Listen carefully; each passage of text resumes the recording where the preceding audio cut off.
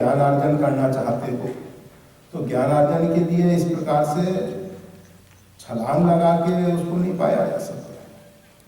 उसको पाने के लिए गुरु की शरणागति आवश्यक है। गुरबिन होय की ज्ञान, ज्ञान की होय वैराग्य, बिना गुरु के ज्ञान नहीं होता है। परंतु मूरख हृदय न चेत, जो गुरु मिलई मिलन सम। अगर मूर्ख व्यक्ति को ब्रह्मा के सदृश गुरु मिल जाए तो भी उसको ज्ञान नहीं होता। रामचरितमानस में एक जगह कहते हैं 60 सुधरई सत्संगत पाए। 60 व्यक्ति जो है वो सुधर जाते हैं, परंतु मूर्ख हृदय न चेत। जो मूर्ख है वो नहीं सचेत होता। ये मूर्ख और 60 में अंतर क्या है? अगर आप किसी शब्दकोश में देखेंगे आप पाएंगे 60 और मूर्ख पर्यायवाची शब्द है, परंतु वास्तविक में 60 जो है न जानने के कारण, जिसको हम कहेंगे अज्ञान, और मूर्ख जो है जानने के अहंकार से भरा हुआ है। ना जानने पर उसको ज्ञान तो है नहीं, समझ तो है नहीं, परंतु उसके अंदर अहंकार के मैं सब कुछ जानता हूँ।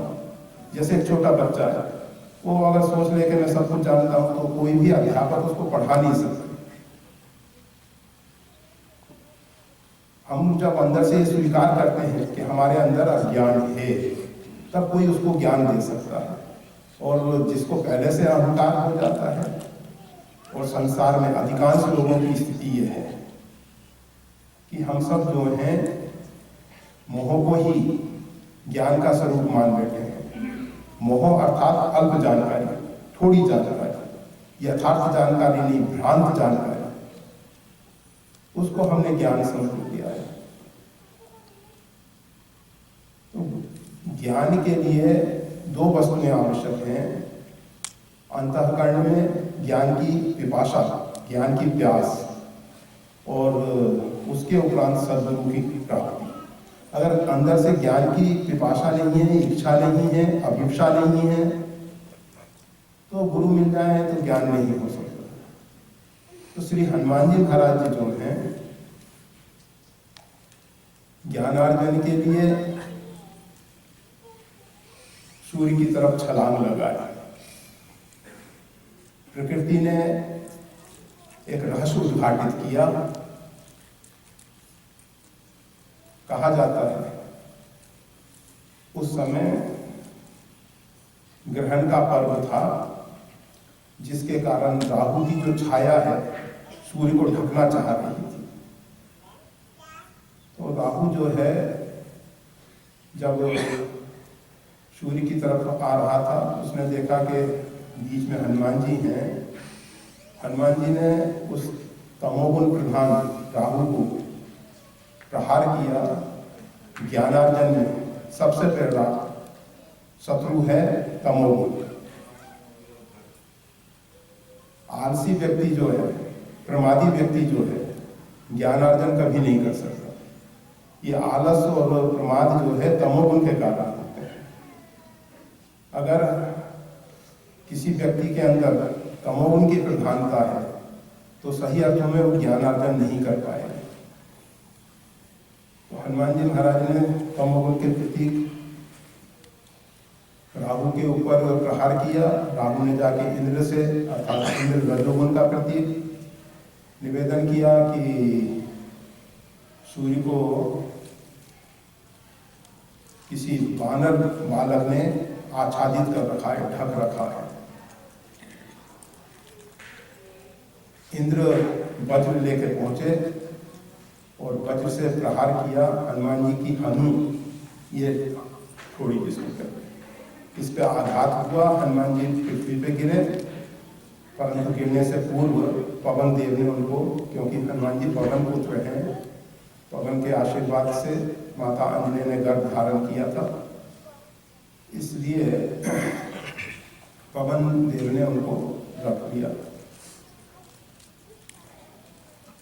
पवन देव बड़े कुपित हुए कि मेरे पुत्र के ऊपर इस प्रकार से इंद्र ने एक नादान शिशु, एक छोटा बालक अगर कोई भूल कर दे तो उसको इतना बड़ा दंड दे देना कहाँ की समझदारी है। देवेंद्र देवताओं का राजा इंद्र इस प्रकार का प्रयोग करे।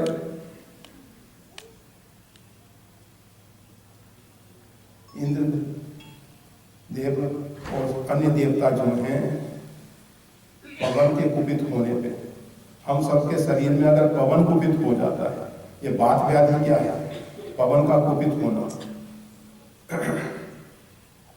तो जब पवन देव कुपित हुए, पवन देव ने अपनी संचरण शक्ति को रोक दिया, जिसका परिणाम यह आया कि सब देवता इत्यादि पूरे सार्वभौम अस्तित्व में एक विक्षोभ पैदा हुआ, एक विशेष प्रकार का विक्षोभ पैदा हुआ। सब देवता त्रसित हो गए, परेशान हो गए। देवताओं ने ब्रह्मा जी को आगे करके पवन देव के पास पहुंचकर निवेदन किया कि हम सबसे भूल हुई है, पवन देव आप क्षमा करें। पवन देव ने कहा कि इस छोटे बालक के ऊपर इस प्रकार से आघात किया गया और ये बालक जो है सूर्य के पास पहुंचना चाह रहा था, सूर्य से ज्ञानार्जन चाहता था। तो सूर्य देव ने स्वयं आगे बढ़ के कहा, ठीक है, समय आने पर मैं इसको विद्या दान दूंगा। भानुसु पढ़न हनुमान गए। अन्य देवताओं ने उस समय भिन्न भिन्न प्रकार के आशीर्वाद हनुमान जी को दिए। पवन देव प्रसन्न हो गए, उनके पुत्र को नाना प्रकार से आशीर्वाद दिए गए। तो हनुमान जी महाराज के विषय में हम थोड़ा सा चरित्र का स्पर्श करना चाहते हैं कि जीवन में सफलता का रहस्य क्या है। हर एक व्यक्ति जो सफलता चाहता है, अगर वो थोड़ा सा आंजनेय का सहारा ले ले, पवन पुत्र हनुमान जी का सहारा ले ले, पवन पुत्र हनुमान जी की शरणागति स्वीकार कर ले। हमारे जो राम भक्ति के आचार्य हैं, उनमें सबसे पहले आचार्य श्री आंजनेय हैं, श्री हनुमान जी महाराज। श्री हनुमान जी ने राम भक्ति का प्रचार किया और राम भक्ति एक बहुत जीवन में आवश्यक है। आवश्यक इसलिए है, भगवान श्री राम के शासन काल में नहीं दरिद्र को दुखी न दीना, कोई दरिद्र नहीं था, कोई दुखी नहीं था, कोई दीन नहीं था। सब नर करहि परस्पर प्रीति। सब लोग जो हैं एक दूसरे से प्रेम करते थे। सब लोग चाहते थे कि सबका अभ्युदय हो, सब आगे बढ़ें, सब उन्नत हों। इस प्रकार का भाव सबके अंदर भरा हुआ था। एक दूसरे की सहायता करते थे, एक दूसरे की टांग पकड़ के खींचते नहीं थे। कोई आगे बढ़ रहा है तो उसके मार्ग में अवरोधक बन जाए। गोस्वामी तुलसीदास जी ने रामायण के माध्यम से वर्तमान युग में, वर्तमान समय में रामराज लाने की कोशिश की है। और ये जो वर्तमान समय है, इस समय राम जी की उपासना बहुत बहुत अधिक प्रासंगिक है, क्योंकि पहले ही कहा गया उपास्य के गुण उपासक में आते हैं। अगर हम भगवान श्री राम की उपासना करेंगे तो राम जी के गुण हमारे अंदर आने चाहिए। रामकृष्ण परमहंस जब हनुमान जी की उपासना करते थे तो कहा जाता है कि उनके पूंछ आ गई थी। ये लोगों को तो आश्चर्य होगा कि ऐसा कैसे संभव होता है, इस प्रकार से शरीर की रचना में कहीं दूसरा अंग प्रकट हो जाए, कैसे संभव है। अभी कल ही एक भाई को लेके आए थे जो मतलब उल्टे अक्षर पढ़ पाता है, मिरर में, दर्पण में, और जो कागज इत्यादि रख दिया जाता है तो उसके जो उल्टे अक्षर हैं, उसका जो बिंब है, उसको आसानी से पढ़ लेता है, सीधे अक्षरों को नहीं पढ़ पाता है। ऐसी ऐसी प्रकृति की कुछ बड़ी विचित्र घटनाएं घटित होती हैं, उनके रहस्यों को हम नहीं समझ पाते। परंतु प्रकृति में क्या असंभव है, तो उपास्य के गुण उपासक में आने ही चाहिए, आने ही चाहिए।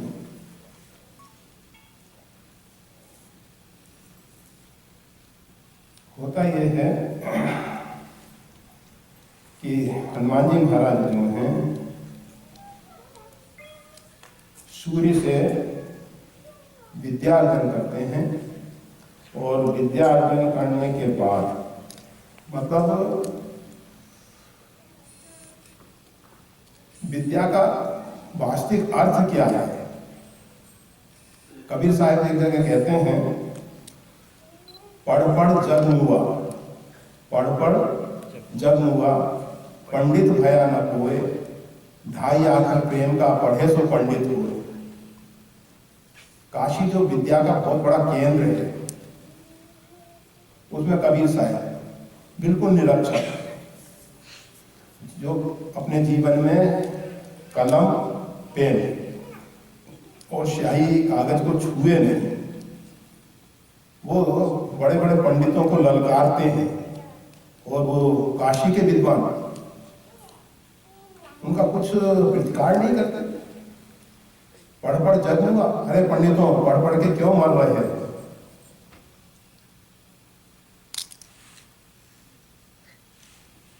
तो कहा क्या करना चाहिए। कहा पढ़ाई का फल जो है विद्या सब विमुक्त है। पढ़ने के बाद अगर हमको आवागमन का चक्कर, जन्म और मृत्यु का चक्कर बना रहा, तो वो पढ़ाई किस काम, वो अध्ययन किस काम। पढ़ पढ़ जग हुआ, पढ़ने के बाद भी मृत्यु को वरण करना पड़े, तो ऐसी पढ़ाई किस काम की। तो कहा कौन सी पढ़ाई करनी चाहिए। तो ढाई आखर प्रेम का, ढाई अक्षर जो प्रेम के हैं उसको पढ़ लो। तो हनुमान जी महाराज जो है सूर्य नारायण से विद्या अर्जन की। कौन सी विद्या, सब विमुक्त है, जो जीव को मुक्त करने वाली है। और उसका परिणाम ये आया। वैसे हम पहले ही बता दिए कि हम हनुमान जी का चरित्र तो बहुत विस्तृत है, उसका थोड़ा थोड़ा स्पर्श कर रहे हैं। हनुमान जी महाराज ने अध्ययन में जो अपनी तितिक्षा दिखाई है, जब सूर्य से पढ़ने के लिए गए तो सूर्य नारायण ने कहा कि भाई मैं तो सदैव चलता रहता हूँ, तुमको कैसे पढ़ा सकता हूँ। कहा मैं आपके साथ साथ चलूंगा। क्या साथ साथ चलोगे बात ठीक है, परंतु जो विद्यार्थी है वो सन्मुख हो, शिक्षक के सन्मुख विद्यार्थी बैठा हो, तब तो पढ़ाया जा सकता है। कहा ठीक है मैं आपके सामने रहूंगा। तो पाछले पगनगम गगन मौन, हनुमान जी महाराज उल्टे चलते थे, सूर्य के सामने रह के विद्यार्जन किए, मतलब कठोर प्रतीक्षा करते हुए। सुखार्थिना कुतो विद्या, विद्यार्थिना कुतो सुख। जो सुख की अपेक्षा करने वाले हैं, जो सुख की आशा करने वाले हैं, जो सुख के इच्छुक हैं, उनको विद्या छोड़ देनी चाहिए। विद्यार्थिना कुतो सुखम, विद्यार्थी को सुख कहाँ है। सुख चाहने वाले को विद्या छोड़ देनी चाहिए और विद्या चाहने वाले को सुख छोड़ देना चाहिए। तो हनुमान जी महाराज ने अपने जीवन में ये चरितार्थ करके दिखाया।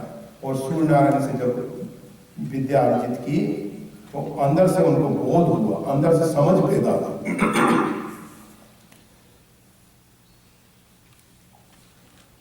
कि विद्या का परिणाम जीवन में क्या आना चाहिए। सबसे प्रेम कर सके। और सबसे प्रेम कौन कर सकता है।